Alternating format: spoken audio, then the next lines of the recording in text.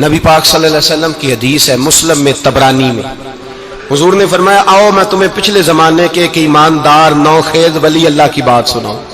پچھلے زمانے حضور نے فرمایا پچھلے زمانے میں ایک بادشاہ جادو کے زور پہ حکومت کرتا تھا۔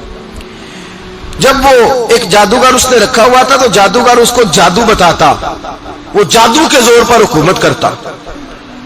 جادوگر بوڑھا ہو گیا تو کہنے لگا بادشاہ کوئی نوجوان میرے پاس بھیج دے، اب میں بوڑھا ہو گیا ہوں میرا پتہ کوئی نہیں کب مر جاؤں۔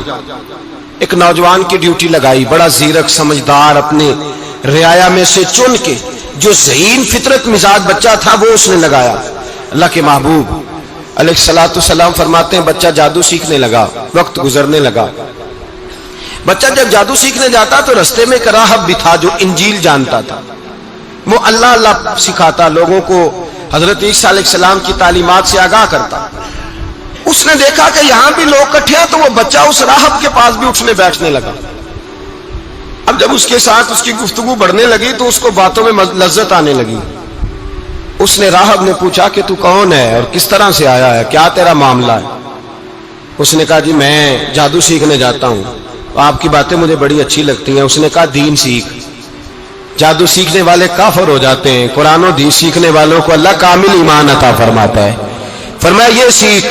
بچہ بیٹھنے لگا، اس کے پاس آنے لگا، باتیں دل میں گھر کرنے لگی۔ ایک وقت آیا کہ مسلمان ہو گیا، اور مسلمان کیسے ہوا؟ بچہ کہتا ہے میں تجربہ کر کے ہوا۔ اب میں تھوڑا سا وقت جادوگر کے پاس بھی جاتا اور باقی سارا وقت وہاں بیٹھتا۔ میں ایک دن جا رہا تھا تو رستے میں اژدہا تھا، بہت بڑا سانپ تھا، رستہ روک کے کھڑا تھا۔ یہ حضور نے بیان کی حدیث، نبی پاک صلی اللہ علیہ وسلم فرماتے ہیں بچہ کہتا ہے کہ رستے کے اندر سانپ ہے، رستے بند ہے، لوگ چھتوں درختوں پہ چڑھے ہیں، راش ہے۔ کہتے چھوٹا سا روڑا میں نے اٹھایا تو میں نے کہا اللہ اگر جادوگر سچا ہے تو اسے مار دے۔ چھوٹا سا روڑا میں نے پھینکا، اژدہا کوئی نہ مرا۔ پھر چھوٹا روڑا اٹھایا، میں نے کہا اللہ اگر وہ عالم سچا ہے تو اسے مار دے۔ اب جب میں نے روڑا مارا تو اژدہا مر گیا۔ میرے اندر سے گواہی آئی نہیں دین کی باتیں سچی ہیں، نہیں قرآن کی باتیں اسلام سمجھانے کے لیے عرض کر رہا ہوں، اگرچہ اس دور میں انجیل تھی، اللہ رسول کی باتیں اچھی ہیں۔ کہتے میں مسلمان ہو گیا، اب میں نے راہب کے پاس ہی رہنا شروع کر دیا، جادوگر کے پاس چھوڑ دیا اس بچے نے آنا۔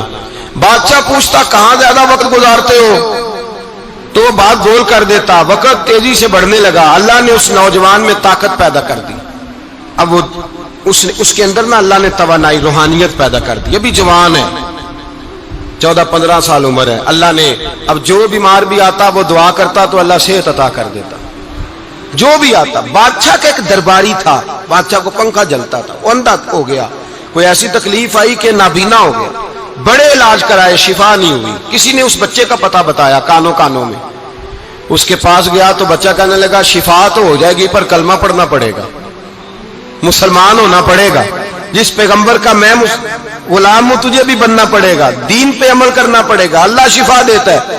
اس نے کہا تو مجھے کلمہ پڑھا، مجھے شفا دے، میں تیار ہوں۔ اس نے کہا شفا تو اللہ دیتا ہے۔ اس نے اللہ تبارک و تعالیٰ کا ذکر کر کے دعا مانگی، یہ مسلم شریف میں حدیث ہے، طبرانی میں موجود ہے۔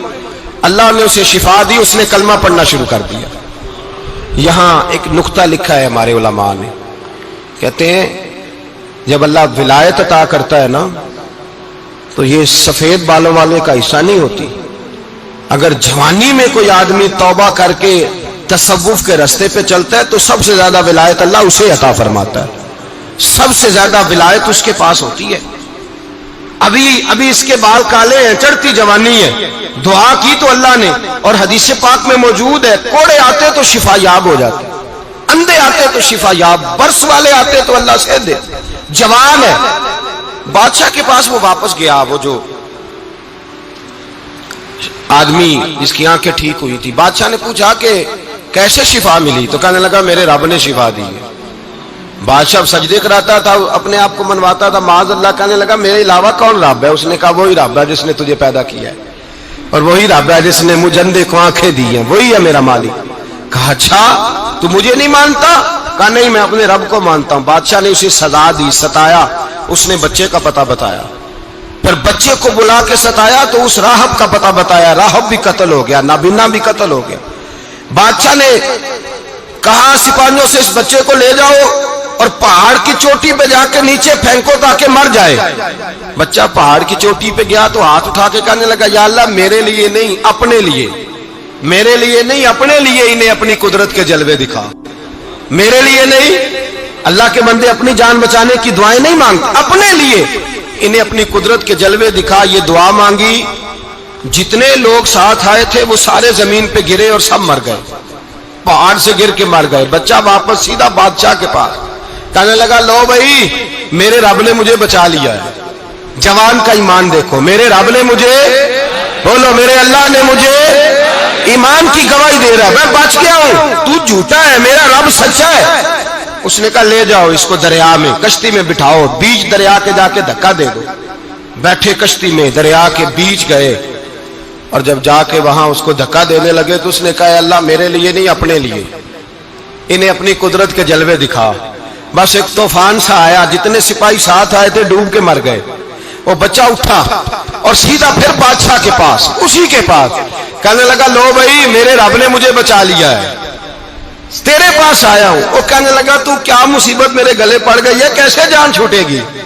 تو بچہ کہنے لگا اگر تو مجھے باندھے درخت کے ساتھ اور سارے ملک کو بلائے، لوگوں کو اکٹھا کرے، پھر تو مجھے تیر مارنا، میں تجھے بتاؤں گا کیسے مارنا ہے، میں مر جاؤں گا. اللہ کا بندہ نوجوان ایمان دیکھو، مرنے کے طریقے بتا رہا ہے، میں تجھے بتاؤں گا میں کیسے مروں گا. یہ بات کہی، بادشاہ نے سارا مجمع جمع کیا، ملک سارا باہر آ گیا، درخت کے ساتھ باندھ دیا. کہنے لگا بھائی لوگوں یہ مجھے مارنا چاہتا تھا، مار نہیں سکا، اب میں اسے بتانے لگا ہوں کہ میں کیسے مروں گا. اسے کہو جب تیر مارے تو ساتھ میرے رب کا نام بھی لے، میں اپنے رب کے نام پہ جان دوں گا، ایمان کی پختگی میں اللہ کے نام پر جان دوں گا. اسے کہو رب کے نام پہ مارے، مر جاؤں گا. بادشاہ نے اللہ کہہ کے تیر مارا، پیشانی میں لگا، بچے کی روح پرواز کر گئی. جتنا مجمع کھڑا تھا سارا کلمہ پڑھ کے مسلمان ہو گئے، سارے مسلمان ہو گئے سارے. میرے رسول پاک سید عالم صلی اللہ علیہ وسلم نے نوجوانوں کو بتایا جب تمہارے اندر ایمان کی قوت آئے گی تو اللہ تمہاری مدد کرے.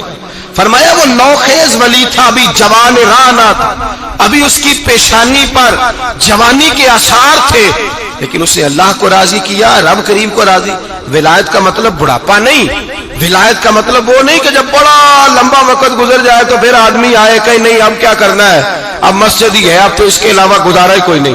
تو اس وقت کا آنا اللہ کی بارگاہ میں قبول تو ہے، لیکن شاباشی اسی کو ملتی ہے جو جوانی کے وقت آئے، جو عین اس وقت آئے جو وقت میرے رسول پاک علیہ السلام کے غلام عبداللہ ابن عمر، حضرت عبداللہ ابن عمر رضی اللہ تعالیٰ عنہ فرماتے ہیں کہ میں نکلا، مجھے سفر کے لیے جانا تھا، تو تھوڑی سی کھجوریں، تھوڑا سا سرکہ، ایک شہد کی بوتل، چیزیں میں نے سفر کے لیے ساتھ رکھ لی.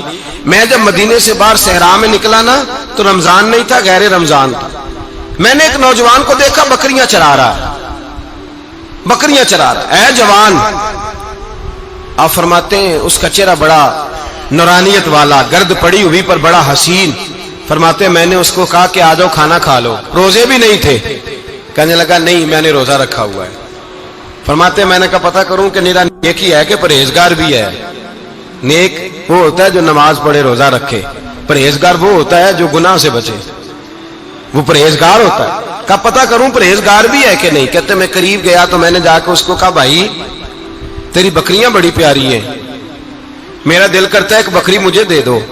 کہتے وہ جوان، غربت بھی، پریشانی بھی، پر دامان توکل کی یہ خوبی ہے کہ اس پر پابند لگے ہوتے ہیں، دھبے نہیں ہوتے. غربت ہے. کہا جناب ایک بکری دے دو. آنے لگا جناب بکریاں میری نہیں، بکریوں کا مالک کوئی اور ہے. کہتے میں نے آزمانے کے لیے کہا کہ بکریوں کے مالک کو کہنا ایک بکری بھیڑیا لے گیا ہے، کہہ دینا بھیڑیا لے گیا ہے.